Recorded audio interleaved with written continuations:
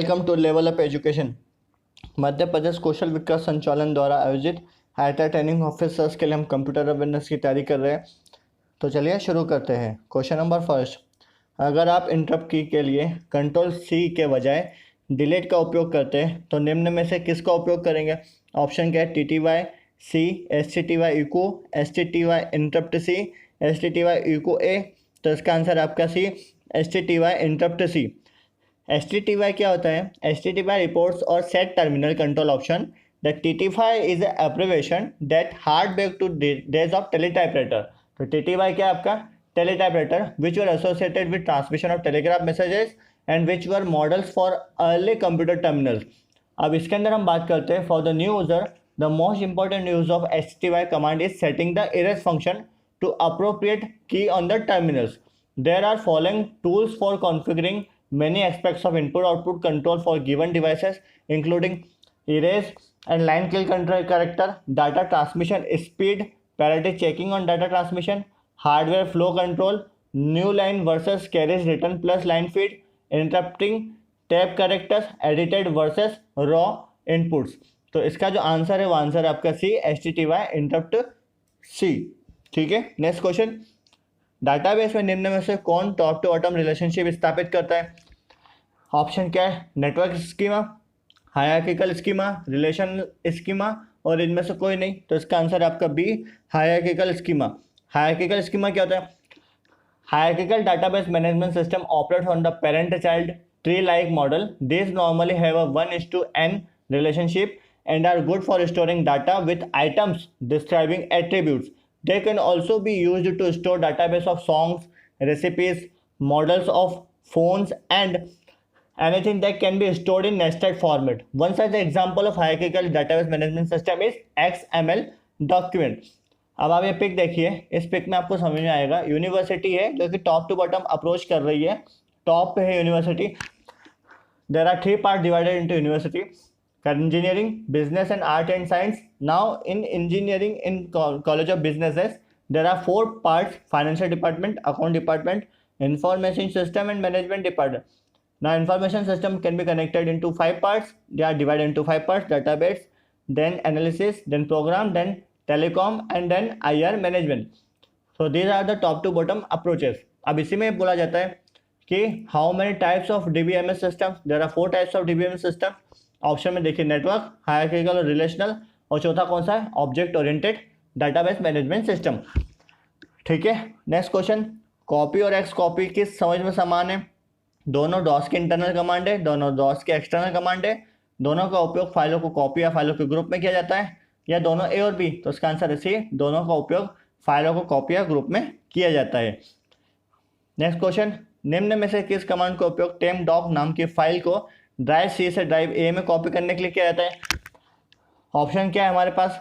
Option है copy C slash temp doc A, copy C A, copy temp A C, copy temp doc to A. तो इसका answer A, copy C slash temp doc A. तो हम क्या बात कर रहे हैं? एसी कमांड जिसमें टेम डॉक नाम की फाइल को सी से ए ड्राइव में कॉपी करेंगे, तो इसका आंसर है copy C slash temp doc ए। नेक्स्ट क्वेश्चन, निम्न में से कौन सी कमांड रिप रूटिंग अपडेट को डिस्प्ले करती है? पहले हमें पता होना चाहिए कि रिप है क्या। रिप का फुल फॉर्म होता है routing information protocol. Routing information protocol के बारे में बात करते हैं तो आरआईपी मैसेज को नेटवर्क के बीच अधिकतम 15 हॉप तक रूट करने के लिए सक्षम किया जाता है। रिप एनेबल किए गए रूटर सबसे पहले पड़ोस के डिवाइस के रूटिंग टेबल्स के लिए निवेदन भेजता है ताकि वो नेटवर्क को डिस्कवर सके। फिर जो नेबर का रूटर है वो रिप पर काम करे, पूरे रूटिंग टेबल्स को भेजकर उसे निवेदन का जवाब देता है। इसके बाद निवेदन करता है एक एल्गोरिथम को फॉलो कर इन सारे अपडेट को अपने टेबल में मिला देता है। एक थोड़े थोड़े निश्चित अंतराल पर रिप रूटर्स अपने नेबर्स को रूटिंग टेबल्स भेजते रहते हैं ताकि नेटवर्क में किसी बदलाव को अच्छे से प्रसार किया जा सके। पहले ये IPv4 के लिए यूज़ होता था आरआईपी प्रोटोकॉल, अभी IPv6 पर भी यूज़ होता है। इसके अलावा जो यूडीपी पोर्ट होता है वो होता है 520 से 521 का प्रयोग करता है। अब इसके हम फीचर्स के बारे में जान लेते हैं। तो रिप के फीचर्स क्या क्या है? रिप के फीचर्स है नेटवर्क को अपडेट पीरियड्स के आधार पर आदान प्रदान किया जाता है, रूटिंग की इन्फॉर्मेशन देना, अपडेट के अंदर पूरे रूटिंग टेबल को भेजा जाता है, कोई भी राउटर अपने पड़ोसी राउटर से प्राप्त सूचना पर हमेशा भरोसा करता है। ठीक है, मुझे लगता है आपको समझ में आएगा। रिप क्या है, ऑप्शन क्या है, show IP route, debug IP route, show protocol, debug IP route. इसका आंसर है आपका बी, डीबग आईपी रूट। तो debug IP route is a command used to show the internet protocol routing information update being send and received on the routers. ठीक, next question, निम्न में से कौन layer 2 protocol है जिसका उपयोग लो फ्री नेटवर्क को बनाए रखने के लिए किया जाता है? ऑप्शन है वीटीपी, सीडीपी, आरआईपी और एसटीपी। तो इसका आंसर है एसटीपी। एसटीपी क्या है, spanning tree protocol which is used to stop switching loops in switch network with redundant path. तो हम इसमें बात करते हैं थोड़ा सा और स्पैनिंग प्रोटोकॉल के बारे में। Spanning tree protocol is a network protocol that builds a loop free logical topology for internet network और ethernet network. The basic function of STP is to prevent bridge loop and broadcast radiations. ठीक है, और जब भी कोई fault tolerant आएगा, if fault tolerant backup coming in this system, spanning tree also allow network design if an active link fail। तो fault tolerance को भी क्या करता है, बैकअप करके रखा हुआ है। ठीक है, मुझे लगता है आपको समझ में होगा कि एसटीपी है क्या। अब आप पिक देखिए स्पैनिंग ट्री प्रोटोकॉल का, उसने क्या करके रखा हुआ है, जो कंप्यूटर ए है उससे हमें कनेक्टिविटी देके रखी हुई है, स्विच ए, स्विच बी और स्विच सी को। ठीक है, जो कि एक आईपी एड्रेस के थ्रू कनेक्टिविटी में पोल इन बैकअप मोड में। ठीक, these are the STP spanning tree protocol. Next question, निम्न में से कौन सी कमांड 2960 स्विच में ट्रंक पोर्ट सेट करता है? तो हम बात कर रहे हैं यहाँ पे 2960 स्विच में ट्रंक पोर्ट सेट करने की। ऑप्शन क्या, trunk on, trunk all, switch port mode trunk and switch port trunk on. तो इसका जो आंसर है वो आंसर है सी, स्विच पोर्ट मोड ट्रंक। हम बात करते हैं ट्रंक पोर्ट की। तो trunk port is a specified type of port on a network switch that allow data to flow across a network node for multiple virtual local area network. Think of trunk port as a bundle of individual branches or capillaries in a telecom network connections. It enables also trunk link and configure the post or port on either end of physical link with parallel set of command. To configure a switch port on one end of trunk link uses the switch port mode trunk. अब आप इसमें एक जो pick देख रहे हैं, ये pick है आपका ट्रंक पोर्ट का। देखिए इंटरनेट कनेक्टिविटी दे के रखी हुई है जो कि हमारे पास WAN के साथ कनेक्टिविटी में। अब जो पीछे का जो पोर्ट होता है उस पोर्ट में आपका एक होता है ट्रंक पोर्ट, और जो सेकंड पोर्ट होता है वो आपका होता है एक्सेस पोर्ट। ट्रंक पोर्ट क्या करता है, आपका वायरलेस एक्सेस पॉइंट है जो कि ब्रॉडकास्ट मल्टीपल SSID में कनेक्टिविटी देता है। और दूसरा एक्सेस पोर्ट है जहाँ पे अनमैनेज्ड स्विच लगा के रखे हुए, जहाँ पे हमारे वर्क स्टेशन प्रोवाइड करके रखे हुए हैं। तो मुझे लगता है कि आपको समझ में आया होगा स्विच पोर्ट मोड ट्रंक है क्या। To set a switch port to trunk mode which allow all VLAN information to pass down the link use the switch port mode trunk command. ठीक है, नेक्स्ट क्वेश्चन, हम JavaScript में DOM document object model object कैसे प्राप्त कर सकते हैं? Option क्या है, document dot get object, document dot get element by ID, document dot get element. इनमें से कोई नहीं, तो इसका आंसर आपका B, document dot get element by ID। पहले हम समझते हैं कि डॉम क्या है, document object model. Every web pages resides inside a brave browser window which can be considered as an object. The document object represents the XML document that is displayed in the window. The document object has various properties that refers to other object. The way of document that content to be accessed and modified is called document object model or DOM. There are hierarchical structures applied to organization of object in web document like Windows object, document object, form object and form control elements. तो these are the document object model. अब इसमें आप जो pick देख रहे हैं, these are the findings of elements. अभी हमने आंसर बताया था document dot element by ID था। अगर बाय ID आएगा तो find element by ID, tag आया तो टैग होगा, और क्लास नेम आया तो find element by class name. ठीक है, तो मुझे लगता है आपको समझ में आएगा कि डॉक्यूमेंट ऑब्जेक्ट मॉडल है क्या। इसी के अंदर कुछ चीज़ें और है, जैसे एक और पिक देखिए, एडिंग एंड डिलीटिंग एलिमेंट। जब भी हमें कोई एलिमेंट में ऐड और डिलीट करना है, जैसे कि मैंने बोला डॉक्यूमेंट डॉट क्रिएट एलिमेंट, तो वो क्रिएट करेगा HTML एलिमेंट। ऐसे ही चाइल्ड लगाएंगे तो रिमूव करेंगे, रिमूव अपेंड करेंगे तो ऐड करेगा, रिप्लेस करेंगे तो रिप्लेस होगा, और राइट करेंगे तो right into HTML document stream के अंदर वो क्या करेगा, उसको राइट भी करेगा। नेक्स्ट पे देखिए, चेंजिंग द एचटीएमएल एलिमेंट। अगर हमें कोई चीज़ को चेंज करना है, अभी हम ऐड और डिलीट कर रहे थे, अब हम चेंज कर रहे हैं, तो चेंज में क्या होगा, change the inner HTML, change the attribute, change the style and change the attribute value of HTML element. अब आप ये फ्लो चार्ट देखने वाले हैं, इस फ्लो चार्ट में आपको समझ में आएगा कि डॉक्यूमेंट और मॉडल में क्या है, ठीक है। तो इससे आपको एक चीज़ समझ में आ सकती है कि DOM ऑब्जेक्ट कैसे प्राप्त कर सकते हैं। To get element BYID is use to get the DOM object in JavaScript by simply calling the functions associated with the HTML document. ये आप देखिए फ्लो चार्ट क्या था हमारा, डॉक्यूमेंट, रूट एलिमेंट में हमारे पास दो एलिमेंट था, एक एलिमेंट हेड है और दूसरा हमारे पास क्या उसका बॉडी है। एलिमेंट हेड में क्या होता है हमारे पास, टाइटल और उसका माई टेक्स्ट, जो भी हम बात करते हैं माई टाइटल। लेकिन जो बॉडी के अंदर क्या क्या था, एट्रीब्यूट, एलिमेंट उसमें H1 head, then text link, my link and text my headers. These are the HTML DOM tree of object. तो ये मुझे लगता है कि आपको क्लियर हो गया होगा यहाँ से। नेक्स्ट क्वेश्चन, जावास्क्रिप्ट में आप इमेज सोर्स को कैसे असाइन करेंगे। ऑप्शन क्या है, image dot source URL, image URL, source URL, और इनमें से कोई नहीं, तो इसका आंसर है आपका ए, image src URL।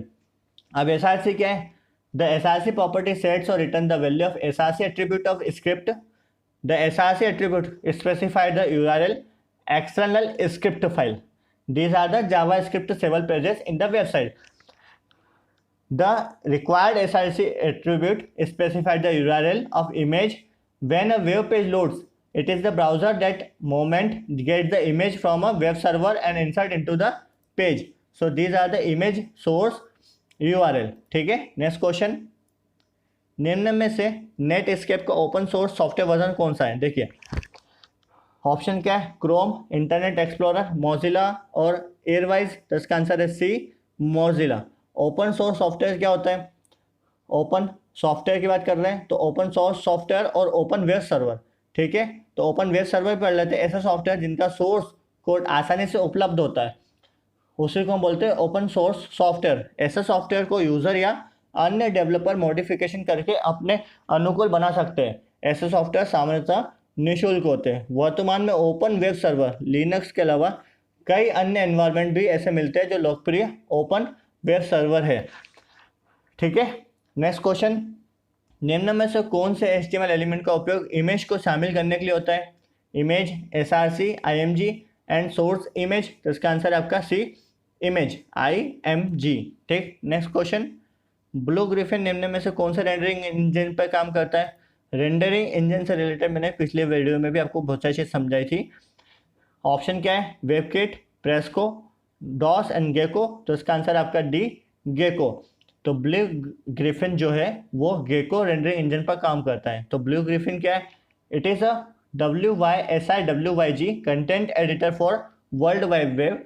It is based on discontinued Nvu editor which in turns based on the composer component of Mozilla application suite, which is powered by Gecko. The rendering engine is called as Firefox. तो Blue Griffin complies with W3C, जिसको हम बोलते हैं world wide web standard के ऊपर based होता है, ठीक है। A version is free downloaded on this, is available is Windows, Mac OS and Linux. So this is called as Blue Griffon. अभी आप जो लोगो देख रहे हैं, ये लोगो है आपका ब्लू ग्रिफिन का, ठीक। नेक्स्ट क्वेश्चन, SVG कैसे कॉम्प्लेक्स शेप का वर्णन करता है। देखिए आप बात कर रहे हैं SVG की, ऑप्शन क्या, पाथ लाइन, पाथ कर्व, दोनों ए और बी, इनमें से कोई नहीं। तो इसका आंसर है आपका सी, दोनों ए और बी। SVG का फुल फॉर्म क्या है, scalable vector graphic is an extensible markup language based on vector image format for 2-dimensional graphic with support for interactivity and animation. The SVG specification based on Open Standard Development World Wide Web Consortium in 1919। अब आप जो pick देख रहे हैं ये pick है SVG का। देखिए एक बिट मैप का है, जिसमें हम बिट मैप की बात करते हैं तो ब्लड इमेज है। ये ब्लड इमेज अगर आती है तो इसको हम बोलते हैं मैट्रिक्स इमेजेस। वहीं SVG की हम बात कर रहे थे तो SVG क्या था हमारा, स्केलेबल वेक्टर ग्राफिक इमेज थी जो कि क्लियर्ड इमेज थी, ठीक है। तो मुझे लगता है कि आपको क्लियर हो गया होगा कि SVG क्या है, दोनों पाथ लाइन और पाथ कर्व का यूज करता है। नेक्स्ट क्वेश्चन, निम्न में से कौन सा एक वेब सर्वर नहीं है। ऑप्शन क्या है, Apache Tomcat, Blue Griffon, Jetty, Tornado. तो इसका जो आंसर है वो आंसर है आपका B, Blue Griffon. Next question, निम्न में से कौन सी लेयर का उपयोग HTTP रिक्वेस्ट को हैंडल करने में होता है? देखिए ऑप्शन क्या है, network layer, transport layer, application layer, presentation layer. तो जो HTTP रिक्वेस्ट हैंडल करता है उसकी हम बात कर रहे हैं। तो HTTP रिक्वेस्ट हैंडल कौन करता है? इसका आंसर है आपका A, network layer. Network layer HTTP request को हैंडल करने के लिए होता है। नेक्स्ट क्वेश्चन, निम्न में से कौन सा अल्टरनेट नाम है जो जावास्क्रिप्ट कोर का उपयोग करता है, जिसका उपयोग सफारी करता है? देखिए हम बात कर रहे हैं जावास्क्रिप्ट कोर की और हम बात कर रहे हैं यहाँ पे सफारी की। तो इसमें ऑप्शन क्या है, स्पाइडर मंकी, कराकन, निट्रो, इनमें से कोई नहीं। तो इसका आंसर है आपका सी, निट्रो। अब बात करते हैं हम जावास्क्रिप्ट कोर की। JavaScript core is often referred with different names such as Squirrel Fish Extreme within the context of Safari। जब हम बात करते हैं सफारी की तो नेट्रो यूज होता है, Nitro and Nitro extreme. Developer कौन है नेट्रो एक्सट्रीम का? इसका डेवलपर है एप्पल इंक। जावास्क्रिप्ट की जब बात करते हैं तो जावास्क्रिप्ट जो अल्टरनेट नाम कौन कौन से है? LiveScript, JScript, ECMA script and ES। These are the alternate names for this systems. Now JavaScript engine does use Safari. तो ये सफारी जब यूज़ करता है तो यहाँ पे कौन सा यूज़ होता है? Apple engine. वहीं हम बात करते हैं वेब किट की। तो वेब किट क्या यूज़ होता है? एक तरह का ब्राउज़र है जो कि KJS और KDE को यूज़ करता है। चक्र अगर पूछते हैं कि चक्र इज़ द जावास्क्रिप्ट इंजन जो कि इंटरनेट एक्सप्लोरर यूज़ करता है। इसी तरीके से हम बात कर रहे हैं किसकी? अगर हम बात करते हैं what is the fastest JavaScript engine, तो फास्टेस्ट जावास्क्रिप्ट इंजन कौन सा है? Mozilla with the SpiderMonkey engine and Google Chrome with V8, है ना? ठीक है, ऑप्शन में लिखा हुआ जैसे स्पाइडर मंकी, तो स्पाइडर मंकी किसका रेंडरिंग इंजन है? वो आपका है मोजिला फायरफॉक्स का जावास्क्रिप्ट। और अगर हम बात कर रहे हैं किसकी यहाँ पे? गूगल क्रोम की, तो वो V8 इंजन के लिए यूज होता है। इसी के अंदर एक और चीज़ बचता है जिसको बोलते हैं काराकन। तो काराकन जो यूज होता था वो होता था ओपेरा यूज करता था उसको, जो कि 2010 में इंट्रोड्यूस किया गया था। ठीक, नेक्स्ट क्वेश्चन, निम्न में से HTML के किस पार्ट में मेटाडाटा निहित होता है? ऑप्शन क्या है? Body tag, head tag, HTML tag, title tag. इसका आंसर है बी, हेड टैग। ठीक है, इसका जो आंसर है वो आपका है हेड टैग। अब आप ये पिक देखिए, इस पिक में आप बात कर रहे हैं मेटा डाटा की, जो कि गूगल क्रोम, इंटरनेट एक्सप्लोरर और फायरफॉक्स और ओपेरा सपोर्ट करता है। जो फोर्थ वाला जो आपका ब्राउजर है, ये आप मुझे जरूर कमेंट बॉक्स में बताइएगा कि ब्राउजर कौन सा वाला है जो कि मेटा डाटा सपोर्ट करता है। ठीक, नेक्स्ट क्वेश्चन, MS वर्ड में कहाँ पर आप वर्टिकल अलाइनमेंट को बदल सकते हैं? देखिए ऑप्शन क्या है? Formatting toolbar, paragraph dialog box, standard toolbar और page setup dialog box.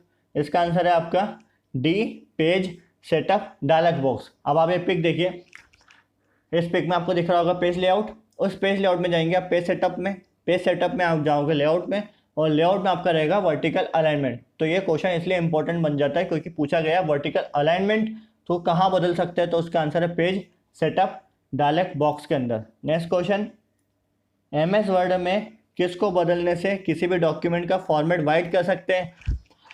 Option क्या है? Page orientation, page margin, page style और पेज सोर्स। तो इसका जो आंसर है वो है ए, पेज ओरिएंटेशन। फिर पूछा जाता है कि पेज ओरिएंटेशन कहाँ आएगा? तो आएगा पेज लेआउट में।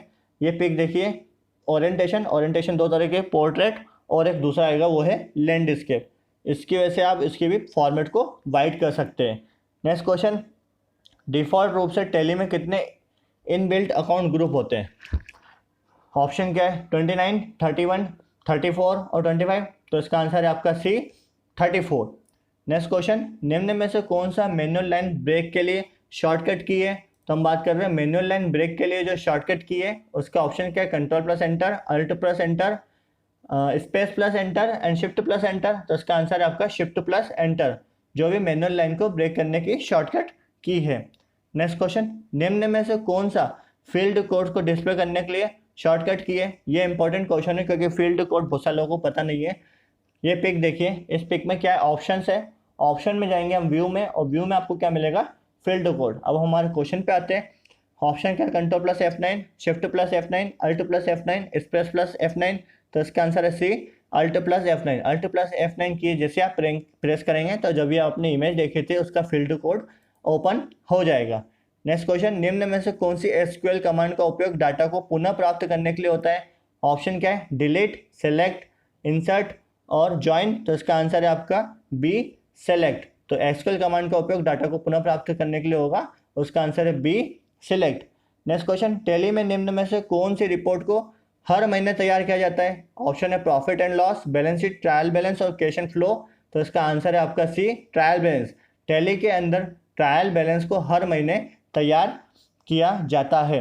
नेक्स्ट क्वेश्चन, एसक्यूएल में निम्न में से कौन सी कमांड का उपयोग टेबल स्टोरेज की कैरेक्टरिस्टिक्स को बदलने के लिए किया जाता है? हम यहाँ पे बात कर रहे हैं किसकी? टेबल की कैरेक्टरिस्टिक्स को बदलने की। तो ऑप्शन क्या है? Modify table, change table, alter table and इनमें से कोई नहीं। तो इसका आंसर है आपका C alter table. Alter table statement is used to add, delete and modify column in the existing table. The alter table statement is also use to add and drop various transactions on the existing tables. तो इसका answer है आपका C alter table. अब पिछले video में मैंने आपसे question पूछा था, क्वेश्चन ये था किसी मशीन के क्रिएशन में सबसे पहला स्टेप क्या होता है? Natural language processing, machine design, machine learning and deep learning. तो इसका आंसर है B machine design. Next video के लिए आपका क्वेश्चन ये है, इनमें से ओएसपीएफ की प्रशासनिक दूरी या एडमिनिस्ट्रेटिव डिस्टेंस कितनी होती है? 90, 100, 110 और 120।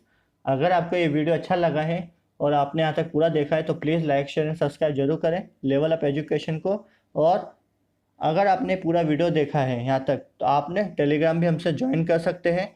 पीडीएफ आपको डिस्क्रिप्शन बॉक्स में मिल जाएगी और बेल आइकन को प्रेस करना ना भूलें फॉर द नेक्स्ट नोटिफिकेशन। फिर से अगर आपने पूरा वीडियो देखा है और आपको अच्छा लगा है तो प्लीज़ लाइक जरूर करें, शेयर जरूर करें और सब्सक्राइब जरूर करें एंड बेल आइकन को प्रेस करना ना भूलें for the next notification. Thank you very much.